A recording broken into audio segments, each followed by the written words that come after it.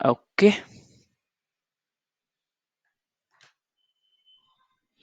Okay. तो दक्ष आपने तो नहीं किया, आप एक बार विवान के ना कुछ दो तीन आंसर गलत थे, तो वो हम एक बार देख लेते हैं। तो स्केलर वेक्टर वेक्टर, स्केलर की आपने डेफिनेशन सही लिखी थी, मैग्नीट्यूड, वेक्टर में मैग्नीट्यूड एंड डायरेक्शन, करेक्ट। बस जो Yes. टाइम था, जो वेलोसिटी था, तो हमने लास्ट टाइम डिस्कस किया था कि speed is an scalar quantity. इसको बड़ा कर देते हैं। स्पीड इज स्केलर क्वांटिटी और velocity was a vector quantity. ठीक। जब भी हम वेलोसिटी बोलेंगे हमें मैग्नीट्यूड और डायरेक्शन देना पड़ेगा, तो velocity is N vector quantity. और एक क्वेश्चन था कि टाइम स्केलर है या वेक्टर। तो टाइम में हम कभी भी डायरेक्शन नहीं देते, टाइम में हम बस मैग्नीट्यूड देते हैं कि 3 सेकेंड्स, 2 आवर्स, 4 आवर्स। तो time is an scalar quantity. Okay. और एक क्वेश्चन जो Yes, sir. हमने गलत किया था, एक सेकेंड, V1 का homework 10th 9। Speed is a scalar और vector. Speed is scalar, velocity is vector. Okay, याद रखना, speed is scalar and velocity is vector. ठीक। या आपने Yes. उल्टा उल्टा बोल दिया, ठीक है, क्योंकि स्पीड में हमें बस किलोमीटर पर आवर चाहिए होता है, वेलोसिटी में मैग्नीट्यूड और किस डायरेक्शन में जा रहा है, east to west, north west, वो सब बताना होता है। ओके। Yes. किसने ज्वाइन किया? ओके। दिशा आप ही हो ना ये? Yes, sir. ओके, चलो दिशा का तो होमवर्क पूरा सही था, विवान की एक दो गलती थी वो हमने देख लिया। ठीक है, स्केलर वेक्टर में कोई confusion? No, sir. Okay Vivaan, एक बार फिर से देख लेना, आपने ना जिसका आंसर स्केलर होना चाहिए उसका वेक्टर दिया था, जिसका वेक्टर होना चाहिए स्केलर दिया था। तो टाइम इज अ स्केलर अच्छा, क्वांटिटी, क्योंकि टाइम में हम डायरेक्शन नहीं देते। स्पीड स्केलर है और वेलोसिटी वेक्टर है। ओके। Hmm. तो हमने Yes. लास्ट टाइम देखा था ये।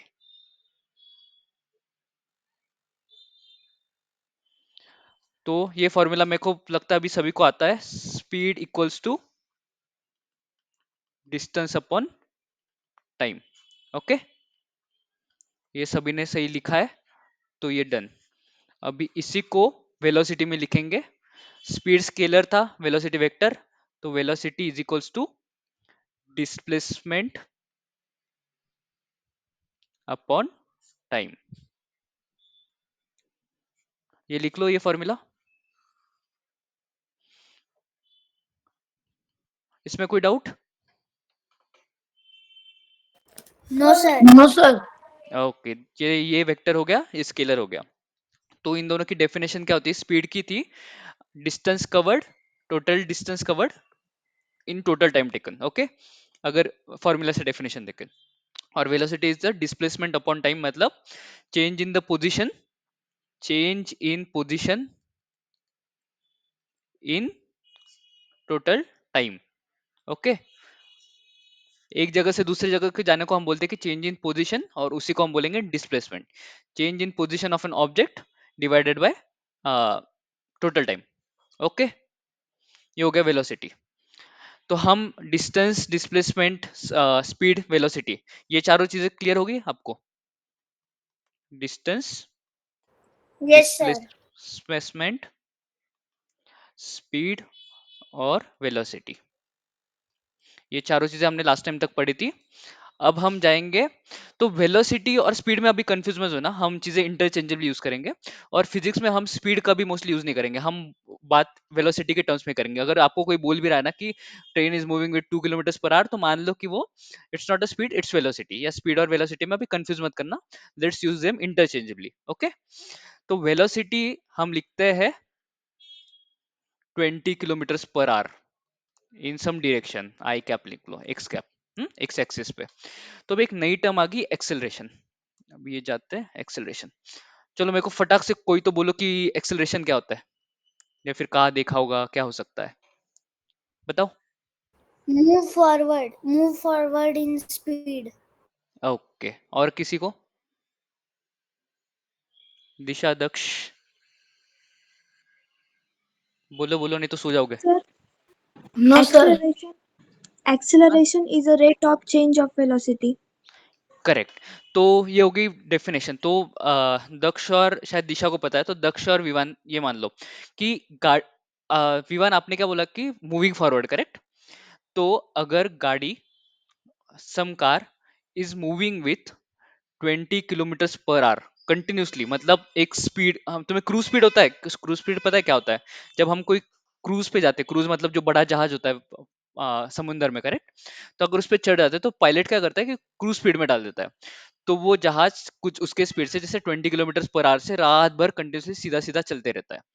तो ये वेलोसिटी हो गई 20 kilometre per hour, correct. 20 kilometre per hour की स्पीड से वो जहाज चल रही है, but then its acceleration is zero. Acceleration कब बढ़ेगा? फॉर एग्जांपल तुम बाइक चला रहे हो, बाइक तुमने 20 किलोमीटर पर आवर की स्पीड से कंटिन्यूसली चला रहे हो, तो देयर इज नो एक्सेलरेशन क्योंकि वेलोसिटी इज कांस्टेंट। लेकिन आप जब एक्सेलेटर घुमाते हो बाइक का, तो क्या होता है, 20 किलोमीटर पर आवर से स्पीड हो जाती है 30 किलोमीटर पर आवर, करेक्ट। तो आपने ये देखा होगा बाइक पे ऐसा काटा होता है 10, 20, 30, 40, 50। तो आप 30 किलोमीटर पर आवर से कंटिन्यूसली चल रहे थे, आपने बहुत देर तक चले। जब आप एक्सीलेटर घुमाते हो बाइक का या फिर कार में एक्सीलेटर प्रेस करते हो, तब इस 30 किलोमीटर पर आवर का क्या होता है, 40 किलोमीटर पर आवर। तो इसमें क्या चेंज हो रहा है, velocity, correct. 30 kilometre per our से 40 किलोमीटर पर आवर की तुम्हारी स्पीड बढ़ रही है, वेलोसिटी बढ़ रही है। तो this change in velocity is an acceleration per time. तो इसको डेफिनेशन लिख लो, acceleration is rate of change of velocity.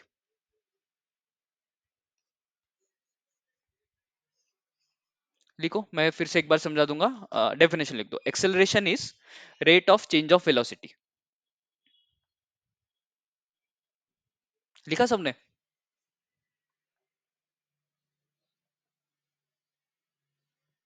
Hello, yes, no? Yes, sir. Okay. तो Yes, sir. Acceleration is rate of, Daksh तुम भी नोट्स बना रहे हो, करेक्ट?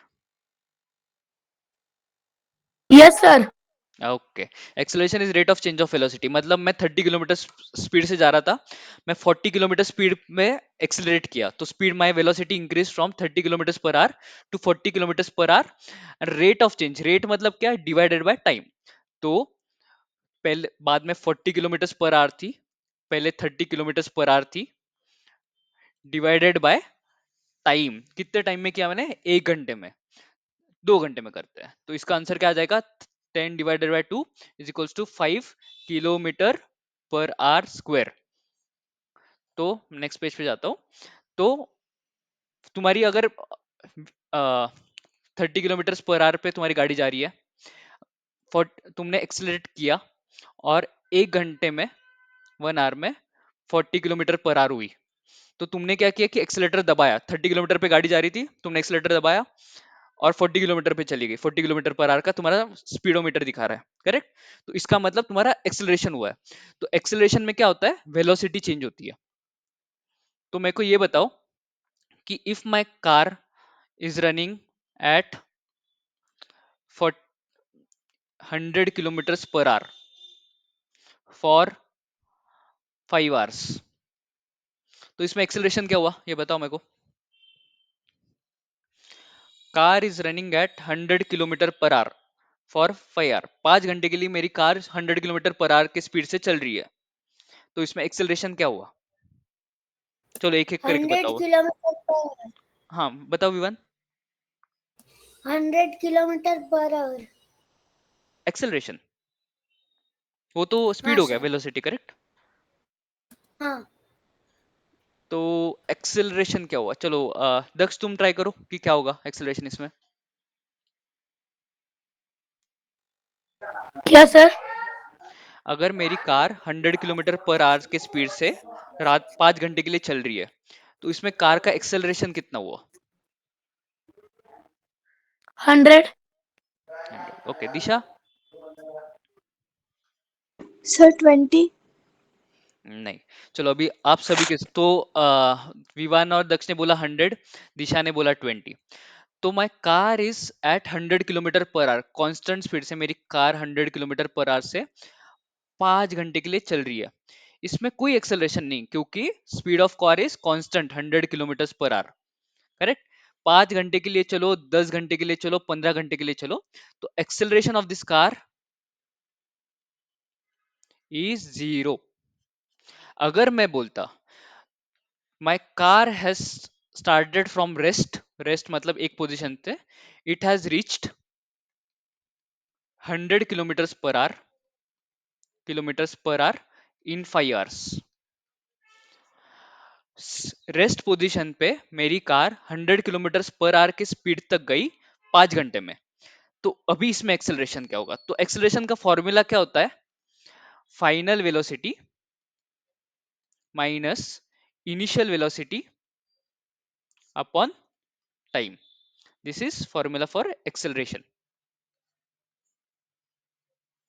फॉर्मूला समझ आ रहा है तुम लोगों को कि फाइनल वेलोसिटी कितनी थी, मेरी इनिशियल वेलोसिटी कितनी थी, मतलब 40 kilometre per hour final velocity थी, initial velocity 30 kilometre per hour थी, तो स्पीड मेरा 10 से बढ़ा, तो final velocity minus initial velocity upon कितने टाइम में हुआ ये सब, मतलब कितना टाइम लगा वो वेलोसिटी रीच करने के लिए। इस पे कोई कंफ्यूजन हो रहा है किसी को अंडरस्टैंडिंग में कि एक्सेलरेशन क्या होता है? कि स्पीड बढ़ना है, स्पीड क्या बढ़ेगा? एक स्पीड से दूसरे स्पीड तक जाएगा, तो दूसरा स्पीड माइनस पहला स्पीड, और ये कितने टाइम में हुआ इज एक्सेलरेशन। कोई कंफ्यूजन? दक्ष, विवान, नहीं है समझ? सर। नहीं, यस ओके। सर। ओके, तो अभी ये क्वेश्चन देखो, मेरी कार रेस्ट पे थी, खड़ी थी एक जगह पे, वो 100 किलोमीटर पर आवर की स्पीड तक गई 5 घंटे में, तो एक्सेलरेशन बताओ कार का मेरे को। अभी फिर से मेरे को लगता है कि दिशा को आएगा, तो विवान, दक्ष और दिशा यही सीक्वेंस रखते हैं, शायद दिशा को पता है। तो विवान, पहले तुम बताओ कि इसका एक्सेलरेशन क्या हुआ? कार रेस्ट पे थी, 100 किलोमीटर पर आवर की स्पीड तक वो गई 5 घंटे में। गेस करो, गेस करो, विवान।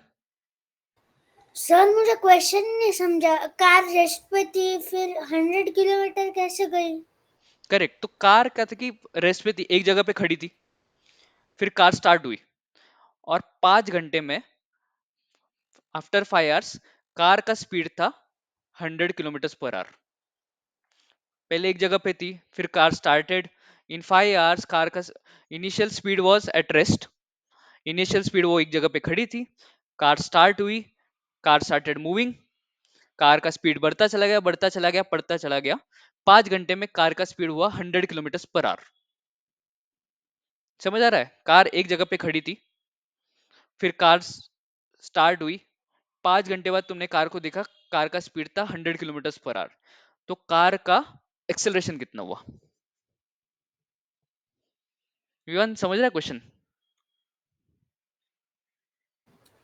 थोड़ा थोड़ा आया, थोड़ा थोड़ा नहीं आया सर। चलो, एक एक ये सोचो, तुमने पार्किंग में तुम्हारी कार खड़ी है, करेक्ट? यस। ओके, पार्किंग से कार निकलेगी और हाईवे पे जाएगी, तो एक जगह से दूसरी जगह पे कार जा रही है, कार चलना स्टार्ट हुई, जब पार्किंग में खड़ी थी वो रेस्ट में थी, करेक्ट?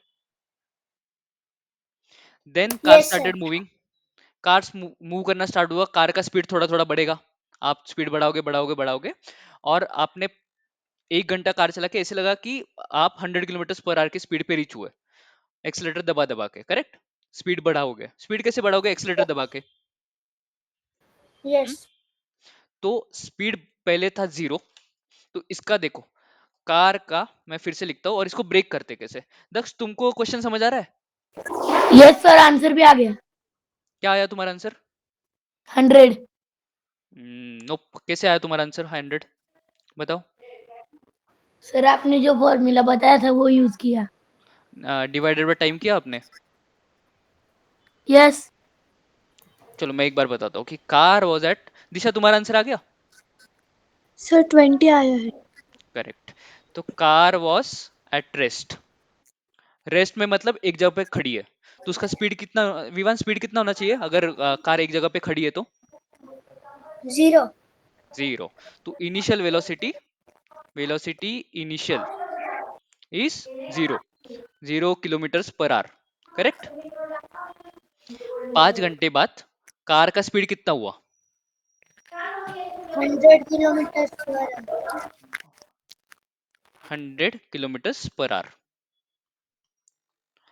तो मतलब स्टार्टिंग में कार स्टेशनरी थी, 5 घंटे, और टाइम कितना बताया हमने?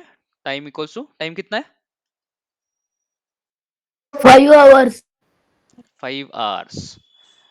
तो हमने क्या बोला, कार एक जगह पे खड़ी थी, कार स्टार्ट हुई और 5 घंटे में उसका स्पीड था 100 किलोमीटर पर आवर। तो एक्सेलरेशन का फॉर्मूला क्या अपने पास? एक्सेलरेशन का फॉर्मूला बताएगा कोई? Yes, sir. बताओ। Final velocity minus initial velocity upon time.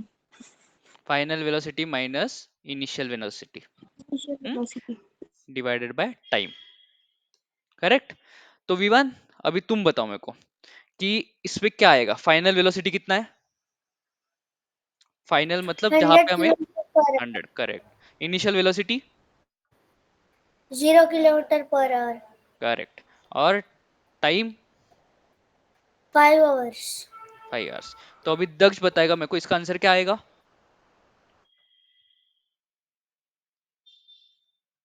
20. 20। तो हो गया, ये 100 - 0 ऊपर किलोमीटर पर आवर था, नीचे भी 5 आवर था, तो हो जाता है ये 20 kilometre divided by hour square. तो ये थोड़ा सा कॉम्प्लेक्स होगा तो ये भूल जाओ, लेकिन इसका आंसर अगर एक्सेलरेशन इज 20। तो किसी को कंफ्यूजन कि फाइनल वेलोसिटी कितनी थी, इनिशियल वेलोसिटी कितनी थी, और डिवाइडेड बाय टोटल टाइम कितना लगा? कोई कंफ्यूजन? नहीं सर। ओके। दिशा तुमको क्लियर है? Yes, sir. दक्ष? Yes, sir. ओके चलो, मैं अभी नया थोड़ा सा ट्रिक क्वेश्चन दूंगा। Cycle started with 10 km/h and reached 50 km/h in total 2 hours. What is the acceleration? Sir, अभी 20. 20. ठीक है, जल्दबाजी मत करो, पहले फॉर्मूला लिखो अपने नोटबुक्स में। फॉर्मूला लिखो, वी फाइनल लिखो, v final, v initial, time and acceleration का फॉर्मूला। विवान समझ रहा है थोड़ा थोड़ा?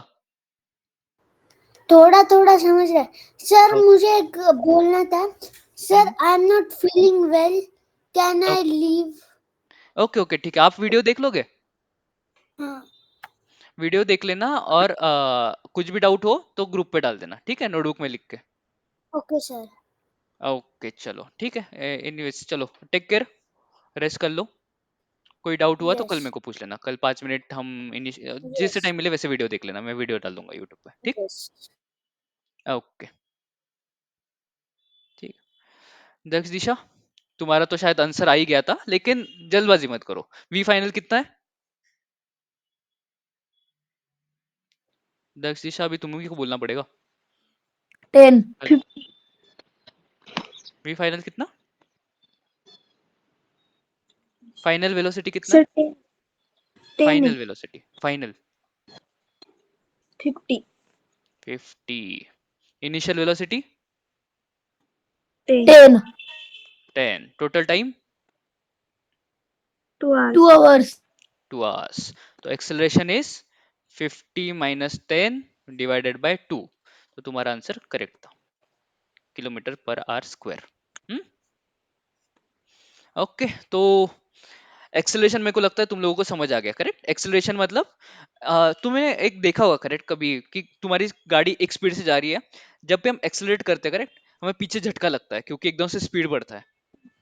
ये फील किया है तुम दोनों ने कभी? स्पीड बढ़ने पे Yes, ऐसा sir. पीछे झटका लगता है।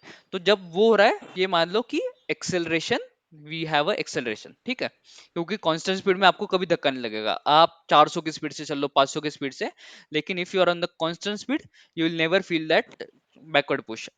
अगर तुम वो एयर का रेजिस्टेंस ये इग्नोर कर दो कि हवा तुम्हें पीछे पुश करेगी, तो you will never feel that. अगर तुम एक्सेलरेट ना करो तो तुम्हें बैकवर्ड पुश नहीं मिलेगा।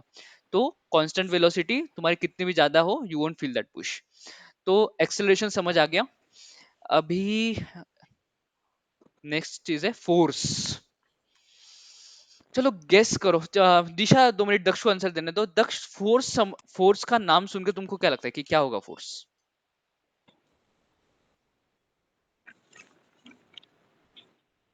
हम्म?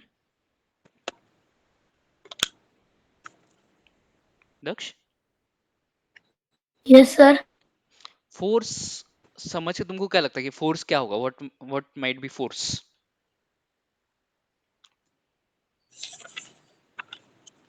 कुछ आ रहा है दिमाग में? No sir. Okay Disha, definition नहीं से नॉर्मल इन जनरल की क्या हो सकता है फोर्स?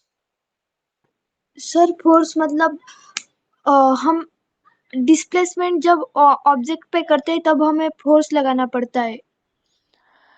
ओके वैसे यू आर राइट, पर देखो फॉर एग्जांपल काफी अगर जनरल क्वेश्चन देख ले हम, तो फोर्स फोर्स कुछ भी, फॉर एग्जांपल कोई भी एक ऑब्जेक्ट एक जगह पे खड़ा है, तो जो तूने बोला डिस्प्लेसमेंट, यू आर राइट। तो अगर हम उस पे फोर्स लगाएंगे, दक्ष अगर नॉर्मल लैंग्वेज में सोच लो, अगर मैं तुमको धक्का दे रहा हूँ या मैं तुमको खींच रहा हूँ, तो मैं क्या कर रहा हूँ, तुम पे फोर्स लगा रहा हूँ।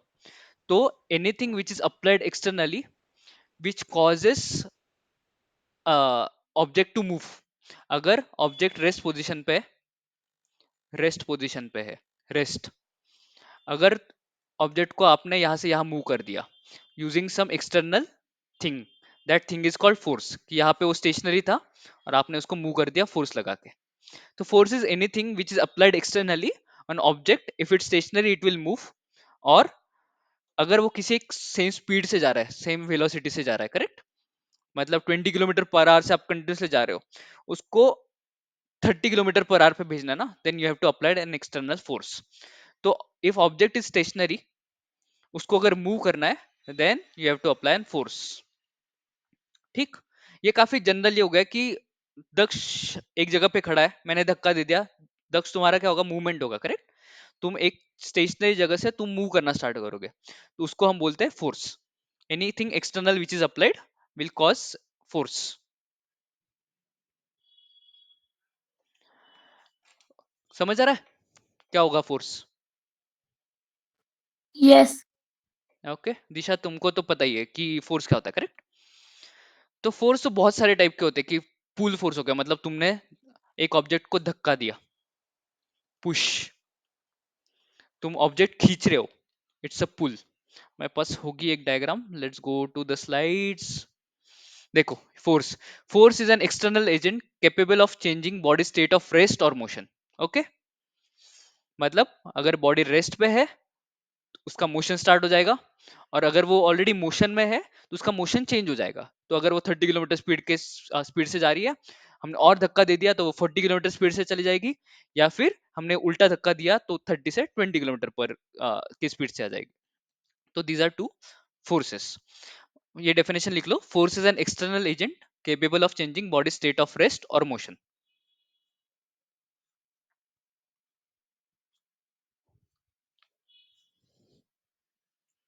लिख ली? डेफिनेशन लिखने के बाद कंफर्म करना मेरे को।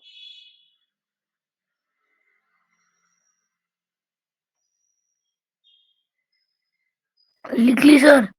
ओके, तो फोर्स बहुत सारे टाइप के होते हैं, जैसे ऊपर से एप्पल नीचे गिरता है तो gravity, gravity is one type of force. अगर आप किसी चीज को धक्का दे रहे हो, नीचे फ्रिक्शन फोर्स लगता है, वो हम पढ़ेंगे, फ्रिक्शन फोर्स काफी डिटेल में पढ़ेंगे।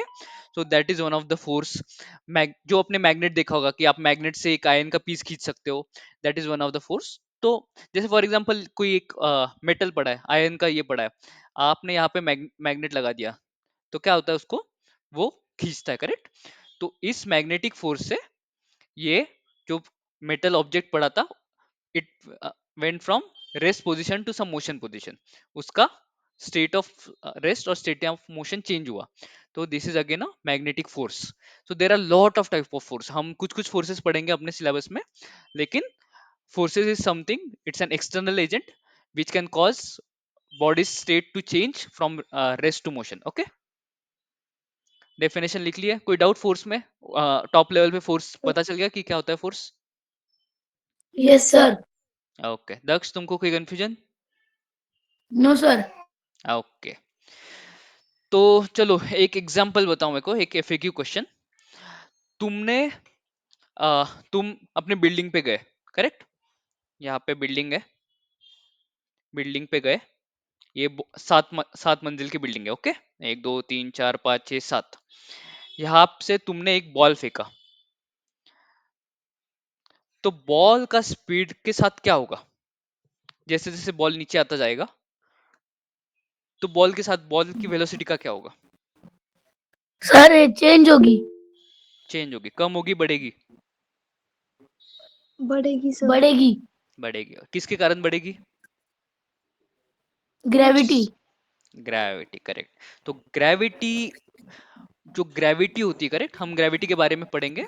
हम ये जी जो होता है, मतलब एक्सेलरेशन ड्यू टू ग्रेविटी। तो ग्रेविटी किसी भी दो बॉडीज के बीच में अप्लाई होती है, तो ग्रेविटेशन का एक पूरा एक ये होता है, क्या बोलते हैं, कॉन्सेप्ट होता है। लेकिन किसी भी ऑब्जेक्ट पे अगर ग्रेविटी लगेगी, मतलब ये बॉल नीचे जाएगा, करेक्ट? तो अगर इस पे ग्रेविटी लग रही है, तो ग्रेविटी का एक्सेलरेशन ड्यू टू ग्रेविटी, मतलब ग्रेविटी का acceleration will always be 9.8 metre per second square.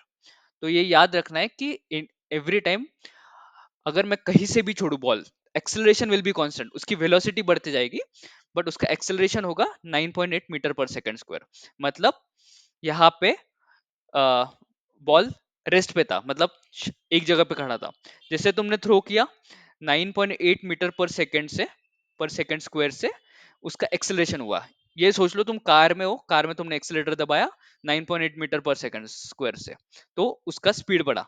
तो its velocity will keep on increasing with this acceleration, correct? क्योंकि वेलोसिटी अगर तुमको बढ़ानी है तो तुमको एक्सेलरेशन देना ही है, करेक्ट? ये क्लियर है? अगर तुमको वेलोसिटी स्पीड बढ़ानी है अपनी, तो तुमको एक्सेलरेटर देना ही है। तो its speed will keep on growing as on when ball goes down with the acceleration of 9.8 meter per second square, which is called g, or acceleration due to gravity. Okay, कोई confusion? Daksh दिशा?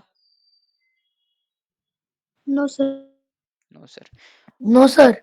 Okay, इतना समझ आ गया कि तुमको तो ये पता ही था कि बॉल की वेलोसिटी नीचे आता है तो इंक्रीज हो रही है। वेलोसिटी इंक्रीज करने के लिए तुमको एक्सेलरेशन देना ही है, और वो एक्सेलरेशन कहाँ से मिल रहा है? ग्रेविटी से। ग्रेविटी का एक्सेलरेशन है 9.8 metre per second square, which is a constant acceleration. 9.8 metre per second के एक्सेलरेशन से बॉल ऊपर से नीचे आएगा, जिससे उसकी वेलोसिटी बढ़ते रहेगी। तो अगर अच्छा, हम उस पे आएंगे।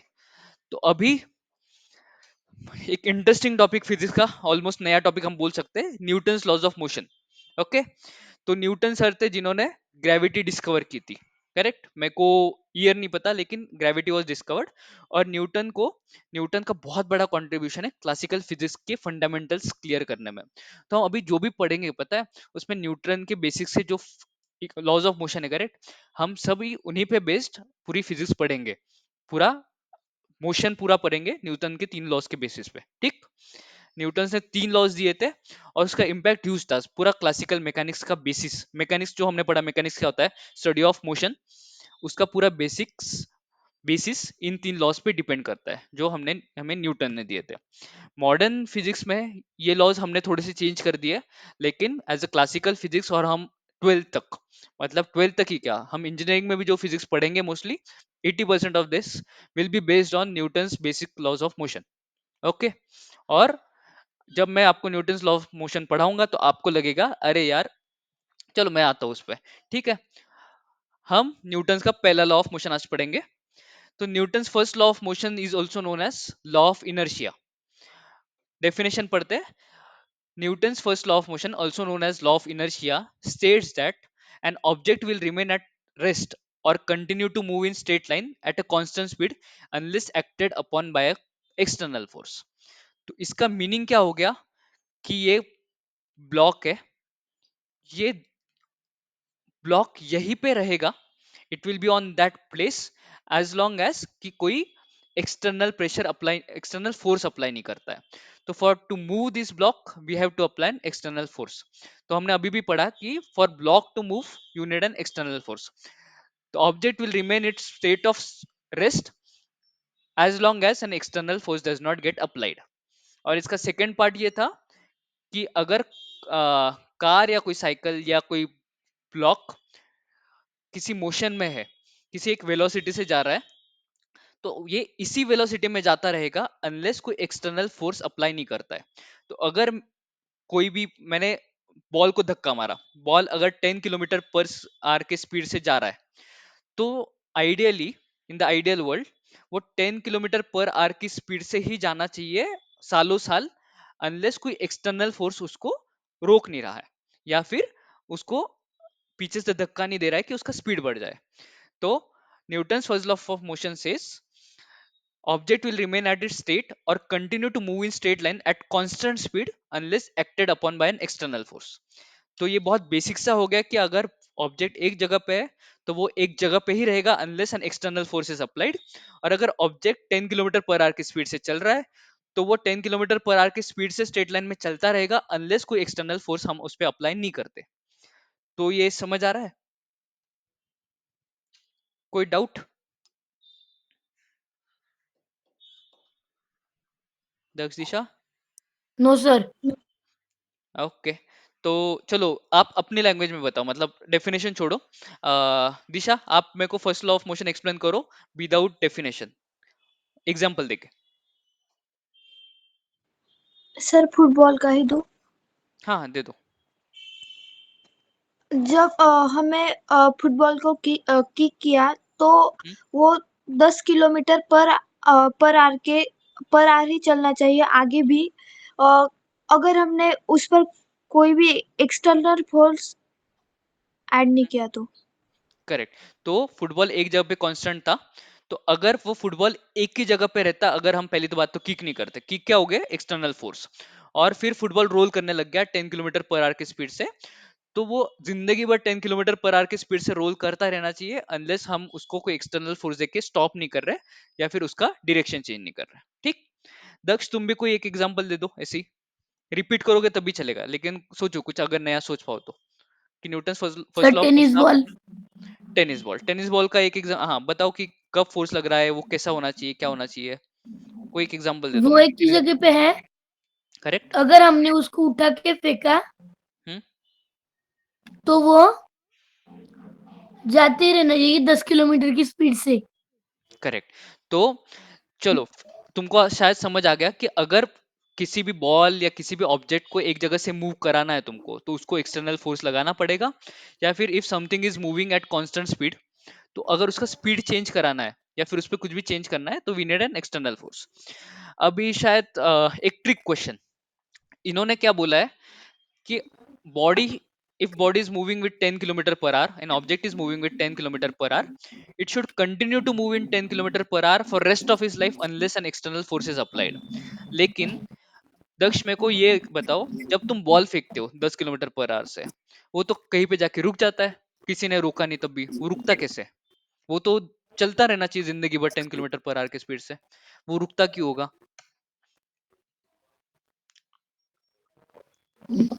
सोचो। Sir I don't know. Ideally क्या होना चाहिए न्यूटन के फर्स्ट लॉ के हिसाब से, कि बॉल हमने फेंका और वो चलता रहना चाहिए अनलेस कोई एक्सटर्नल फोर्स नहीं अप्लाई कर रहा है, वो उसी स्पीड से चलते रहना चाहिए जिंदगी भर। करेक्ट। वो रुकने के लिए कोई यस। लॉजिक होगा, वो रुक क्यों रहा है, रुकने के लिए कोई लॉजिक होगा, तो दिशा आपको पता है क्यों क्यों रुक रहा होगा? सर मुझे ऐसा लगता है कि उसके रास्ते में बहुत कुछ चीजें आती है ना। मैंने एक प्लेन ग्राउंड पे फेंका, सर एयर की वजह से। किसके? एयर। एयर। हवा। ओके। ओके, चलो शायद तुम दोनों ने सही गेस कर लिया है। तो फॉर एग्जाम्पल, ये लॉज ऑफ मोशन कब वैलिड है, जब हम जिस सरफेस पे फेंक रहे, correct, that's a smooth surface, smooth. और आइडियली स्मूथ सरफेस होना is an impossible. Smooth surface कैसे? कि वहां पे एक मैं तुमको फ्रिक्शनल फोर्स पढ़ाऊंगा, तो जब भी ये बॉडी मूव करती, करेक्ट, तो उस पर फ्रिक्शन फोर्स अप्लाई होता है। फ्रिक्शन फोर्स मतलब, जैसे हम जमीन को हम कैसे देखते हैं, ऐसे, करेक्ट, पेन चेंज कर लेते हैं, जमीन हमें ऐसे दिखती है, ऐसे, करेक्ट, लेकिन जमीन होती कैसी है, ऐसे। तो it's impossible to have this type of surface, surface will always be like this, correct. अगर मैं बॉल इस पे रखूं तो ये जो हो रहा है करेक्ट, ये इससे जो उसको रिटर्न स्टॉपेज मिल रहा है, तो this is an external force, this is called a frictional force. तो जो सर सरफेस अगर से उस प्लेन सरफेस पे होगा? करेक्ट, तो जो प्लेन सरफेस पे होगा करेक्ट, आइडियल वर्ल्ड में प्लेन सरफेस हम बना ही नहीं सकते। तो ये जो है ना, मैंने इसको जूम कर करके, दिखने में हमें ऐसा ही दिख रहा है, जब मैं इसको बहुत जूम करूँ ना तब सरफेस ऐसा मिलेगा। और जो तुम जैसे फॉर एग्जांपल तुम यही सोच लो ना, अगर तुम्हारा ग्राउंड है, ग्राउंड ऐसा ऐसा है, और एक ग्राउंड थोड़ा सा प्लेन कर दिया हमने, रोलर लगा के ग्राउंड प्लेन किया, और एक बिना रोलर के ग्राउंड है, तो हमने यहाँ पे बॉल किया, तो यहाँ पे अगर बॉल 10 500 मीटर जा रहा है करेक्ट, उस 500 मीटर जाने के बाद रुक रहा है, यहाँ पे बॉल 250 मीटर ही जाएगा। क्यों? क्योंकि जमीन अपनी ऊपर नीचे है करेक्ट, हम टूटी मुटी जमीन बोलते हैं कि उसके फ्रिक्शन क्रिएट हो रहा है। लेकिन यहाँ पे भी क्यों रुक रहा है? क्योंकि हमने रोलर जितना भी घुमा दिया हो, अगर हम उसको जूम करेंगे करेक्ट, तो बहुत जूम करने के बाद हमें पता चलेगा कि जमीन अभी भी ऐसी ही है, क्योंकि it's impossible to have a 100% smooth surface. तो ये जो फ्रिक्शन फोर्स लग रहा है करेक्ट, अगर आइडियली, इसलिए बोलते हो कि this are in the ideal scenarios, तो ये जो फ्रिक्शन फोर्स है this will always be there, क्योंकि it's impossible to make a frictionless surface, एकदम स्मूथ सरफेस हम बना ही नहीं सकते। ओके, तो तुम सही थे। और जो तुमने एक एयर का एग्जांपल दिया था, वो भी एक कंसिडरेशन आता है कि एयर एयर रेजिस्टेंस भी एक चीज होती है। तो आइडियल वर्ल्ड में even air resistance will come. हम फिजिक्स में जब भी स्टडी करते हैं हम मानते हैं कि देयर इज नो एयर, पूरा वैक्यूम है, तो हमें कोई अपोजिशन नहीं मिलेगा। हम जब भी स्टडी करेंगे तो बोला जाएगा कि is it a smooth surface. अगर किसी ने बोला कि आइडियली स्मूथ सरफेस, मतलब अगर मैंने यहाँ से धक्का मारा थोड़ा सा भी, तो ये ब्लॉक चलता रहेगा जिंदगी भर, there is nothing to stop it. अगर मैं बोलता हूँ कि it's not an ideal surface, थोड़ा सा फ्रिक्शन होगा, this friction will make this block stop. और ये फ्रिक्शन भी क्या हो गया? External force on the object, क्योंकि ये जो सरफेस है ये ब्लॉक का पार्ट नहीं है, तो this is an external force on the object which is making block to stop. तो क्लियर हो गया कि आइडियल वर्ल्ड में हमें अपनी बॉल क्यों रुक जाती है, लेकिन नहीं, रियल वर्ल्ड में ब्लॉक बॉल क्यों रुक जाती है, और आइडियल वर्ल्ड में वो continuously it should keep on moving for life time. Correct? Clear? Yes. चलो, यस और सर। एक ट्रिक क्वेश्चन ओके तुम्हारे लिए। ये बॉल है रेस्ट पे, हम्म इसको मैंने 100 किलोमीटर पर आवर स्क्वायर, चलो एक न्यूटन होता है, उन्हें F1 फोर्स यहाँ पे लगाया और F2 फोर्स यहाँ पे लगाया, and F1 equals to F2, तो क्या होगा?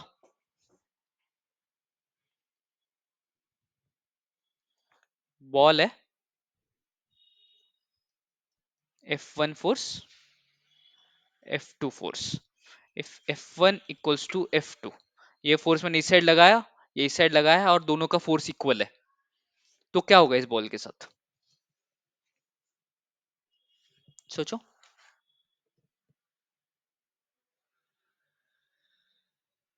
सर ये बॉल दो पार्ट में डिवाइड होके फट के। ऐसे मान लो कि बॉल टूट ही नहीं सकता, it's impossible to break the ball, तो क्या होगा? सर बॉल उधर से हिलेगा ही नहीं। करेक्ट। दक्ष, तुमको लगता है कि बॉल हिलेगा या बॉल वही रहेगा? वही रहेगा सर। वही रहेगा, क्योंकि net resultant force on this is zero. अगर मैं दक्ष को एक साइड से खींचू और सेम ताकत लगा कर मैं दूसरे साइड से खींचू, तो दक्ष एक ही जगह पे खड़ा रहेगा। करेक्ट दक्ष? अगर F1 बड़ा हुआ, if F1 is greater than F2, तो क्या होगा? सर बॉल F1 साइड चला जाएगा। करेक्ट, और F2 बड़ा हुआ तो F2 साइड चला जाएगा। तो resultant, there should be some resultant force on the object, resultant force on the object. Okay, बस फोर्स लगने से मूवमेंट नहीं होगा, there should be some resultant force. और अभी तुमको पता चलेगा कि मैं हमेशा बोलता था ना वेक्टर्स डायरेक्शन क्यों इंपॉर्टेंट है, क्योंकि बॉल पे 2 न्यूटन का फोर्स और 4 न्यूटन का फोर्स, मैं बताऊंगा यूनिट के बारे में बताऊंगा, 2 और 4 साइज का फोर्स लग रहा है। तो अगर 2 का फोर्स यहाँ लग रहा है, 4 का फोर्स यहाँ लग रहा है, ओके, 2 का फोर्स यहाँ लग रहा है, 4 का फोर्स यहाँ लग रहा है, 2 का फोर्स यहाँ लग रहा है और 4 का फोर्स यहाँ लग रहा है। तो इन सब में बॉल की मूवमेंट पूरी चेंज हो जाएगी, करेक्ट। इसमें यहाँ पे बहुत तेज इस साइड जाएगा, इसमें थोड़ा स्लो इस साइड जाएगा और इसमें बहुत तेज इस साइड जाएगा। तो direction of the force is भी इंपॉर्टेंट है कि किस साइड से फोर्स लगा और कौन से डायरेक्शन में लगा। तो इसीलिए मैं हमेशा बोलता था कि हम ग्राफ पे देखते थे कि east side, west side, this direction, that direction. तो इसीलिए स्केलर्स और वेक्टर्स का जो हमने फंडामेंटल्स पढ़े बहुत इंपॉर्टेंट हो जाते हैं कि रिजल्टेंट फोर्स निकालने में। इसका रिजल्टेंट फोर्स कितना हो गया, ये इस साइड 2 लग रहा है और उसी साइड 4 लग रहा है, तो इसका रिजल्टेंट फोर्स कितना हुआ, सोचो, ये वाले का 6. 6। इसका रिजल्टेंट फोर्स कितना हुआ, इस साइड 2 इस साइड 4।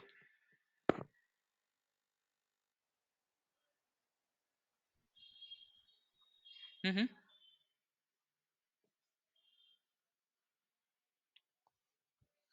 सोचो दिशा, इस साइड 2 का फोर्स लगाया मैंने, इस साइड 4 का फोर्स लगाया, तो इसका रिजल्टेंट फोर्स कितना हुआ दिशा? सर आई डोंट ओके दक्ष, तुमको? Sir, 6. नहीं। तो ये देखो, जब इस बॉल पे इसी साइड 2 का फोर्स लग रहा था और इसी साइड 4 का फोर्स लग रहा था, तो टोटल इस साइड ही हमें 6 का फोर्स लग रहा था, करेक्ट। अभी इस साइड 2 का लग रहा है, तो मैंने राइट साइड से 2 का खींचा, लेफ्ट साइड पे 4 का खींचा, तो रिजल्टेंट फोर्स कितना लग रहा है, ये 2 और ये 4 है, तो रिजल्टेंट बस इसी साइड 2 का लग रहा है, करेक्ट। तो फॉर एग्जाम्पल मैं इस फोर्स 4 को ऐसे लिख सकता हूँ, 2 और 2 सेम ही चीज है, इस साइड 2 है, तो राइट का 2 और लेफ्ट का 2 तो कैंसिल हो गया, क्योंकि उससे तो मूवमेंट ही नहीं होगी। मूवमेंट क्या होगी, बस बचे हुए इस 2 से। तो लेफ्ट साइड में 4 है, राइट साइड में 2 है, तो बस लेफ्ट साइड में 2 के फोर्स से बॉल मूव करेगा, तो रिजल्टेंट फोर्स हो गया 2। लग रहा है कुछ लॉजिकल लग रहा है? Yes. रिजल्टेंट फोर्स मतलब नेट फोर्स। अगर मैं दक्ष को राइट साइड से 10 से खींचूं और लेफ्ट साइड में बस 5 से खींचूं, तो रिजल्टेंट में दक्ष को बस लेफ्ट साइड से 5 से खींच रहा हूं, करेक्ट। अगर मैं दक्ष को राइट साइड से 5 से खींचूं और इस साइड से 10 से खींचूं, तो मैं अगर तो इसका रिजल्टेंट क्या होगा, मैं दक्ष को बस 5 से खींच रहा हूं, क्योंकि 10 को मैंने 5 5 में तोड़ा, लेफ्ट 5 राइट 5 कैंसिल हो गया, क्योंकि इधर से 5 से खींचो उधर से 5 से खींचो कुछ फर्क पड़ता नहीं है, और ये बचा हुआ 5। सो 5 is the resultant force on the object. तो लग रहा है, जैसे फॉर एग्जांपल ये देखो, दोनों हाथी है, ये हाथी 200 से इस साइड खींच रहा है, 200 से उस साइड खींच रहा है, तो इस पे नेट फोर्स या रिजल्टेंट फोर्स कितना लगेगा, 0. 0। And if there is no external force on the object, object का क्या होगा, ऑब्जेक्ट मूव करेगा या उसी जगह पे रहेगा, उसी जगह पे रहे, करेक्ट। तो नहीं तो दो हिस्सों में डिवाइड हो जाएगा. हाँ, तो हम अभी ना आइडियल मतलब जो रियल आइडियल जो बुकिश कैलकुलेशन के लिए यूज करेंगे, correct. This can not be broken. For example ये हाथी इस साइड इसको खींच रहा है, इस साइड खींच रहा है, तो दिस विल रिमेन स्टेशनरी, ये नहीं हिलेगा if both the forces are exactly same. Okay, तो I think we are on time. तो मेरे को न्यूटन्स का सेकेंड लॉ और थर्ड लॉ भी कंप्लीट करना था। चलो इसको फिर नेक्स्ट क्लास में कंप्लीट करेंगे। तो अभी मैथ्स के लेक्चर से पहले आपको थोड़ा ब्रेक देना पड़ेगा, ठीक। तो 10 मिनट्स ब्रेक ले लो। चलो, कोई डाउट है आज के लेक्चर में? तो आज के लेक्चर में हमने क्या क्या पढ़ा, एक रिकैप। न्यूटन का फर्स्ट लॉ पढ़ा, एक्सेलरेशन पढ़ा, हमने फोर्स पढ़ा, एफएक्यू क्वेश्चन किया, फोर्स क्या होता है, मास और वेट मैंने बता दिया था, वो मैं फिर से आऊंगा फोर्स के टाइम पे। तो हमने पढ़ा एक्सेलरेशन क्या होता है, फोर्स क्या होता है, हमने मास और वेट का ये छोड़ दो, हमने बेसिक ऑफ फोर्सेस देखे, एफएक्यू क्वेश्चन देखा, Newton first law of motion देख लिया। तो 3 में से फर्स्ट लॉ ऑफ मोशन शायद हमारा क्लियर हो गया, करेक्ट। Yes. ओके, कोई doubts? No No. No. Okay, फिर ब्रेक ले लो, 6 बजे हम फिर से मिलेंगे, हम नहीं मतलब मैथ्स के लेक्चर के लिए।